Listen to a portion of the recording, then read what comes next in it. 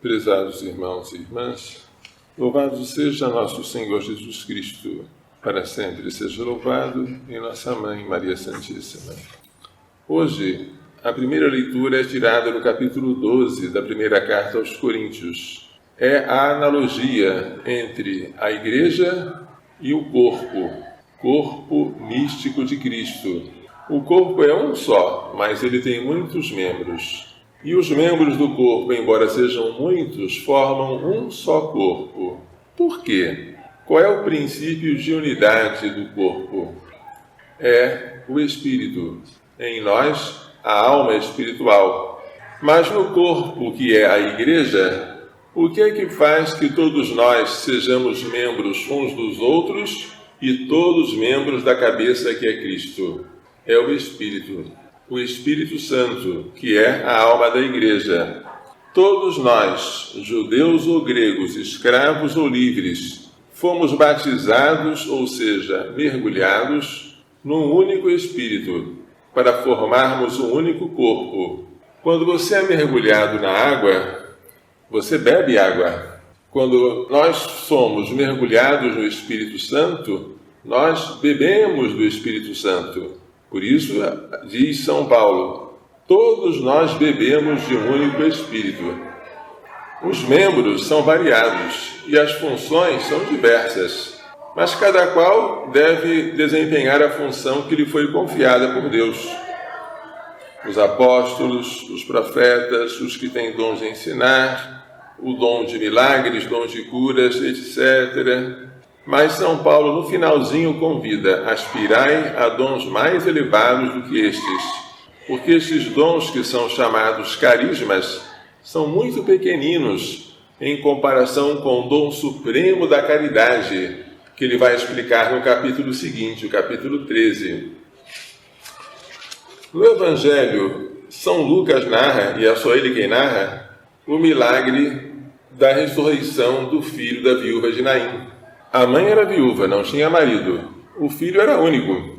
A morte desse filho representava o isolamento completo para aquela mulher. Jesus sentiu compaixão quando viu o cortejo carregando o caixão e disse à mulher: não chores. Depois tocou o caixão, os que o carregavam pararam, e Jesus disse ao que estava morto: jovem, eu te ordeno, levanta-te.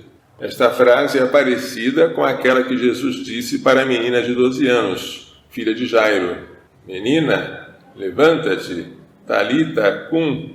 Esta frase, jovem, eu te ordeno, levanta-te, é utilizada na missa de Santa Mônica, porque Santa Mônica é aquela mãe que, por suas orações, fez com que o seu filho Agostinho se levantasse do pecado para se tornar cristão, sacerdote, bispo e doutor da igreja.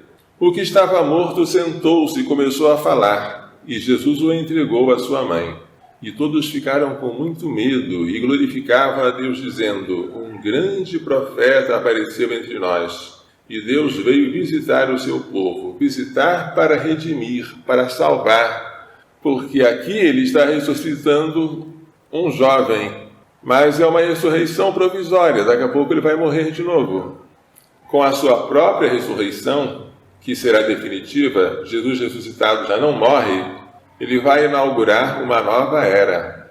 A era em que a vida vence a morte, em que a última palavra não são mais as lágrimas, mas a alegria da ressurreição. Todos os milagres de Jesus têm um sentido. Eles apontam para algo maior do que aquilo que se vê.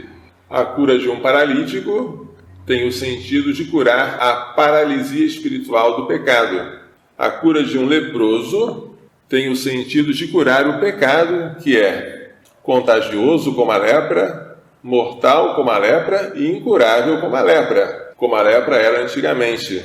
Como Jesus se compadeceu desta mulher viúva e agora sem o seu filho único que acabou de morrer, ele se compadece de nós.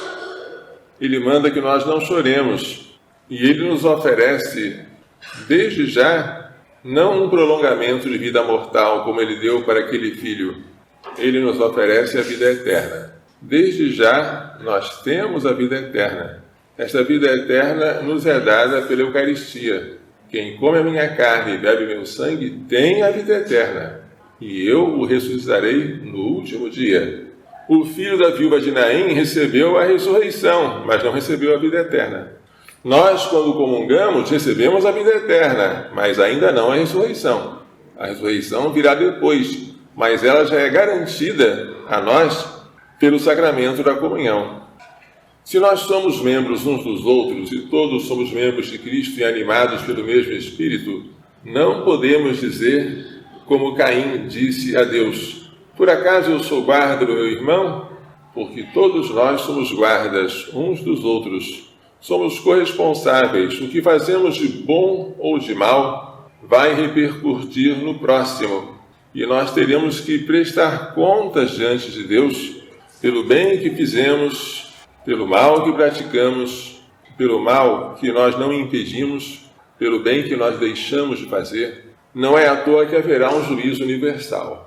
Aquele juízo será terrível. No juízo particular a gente vê a própria culpa. No juízo universal a gente vê a extensão da nossa culpa.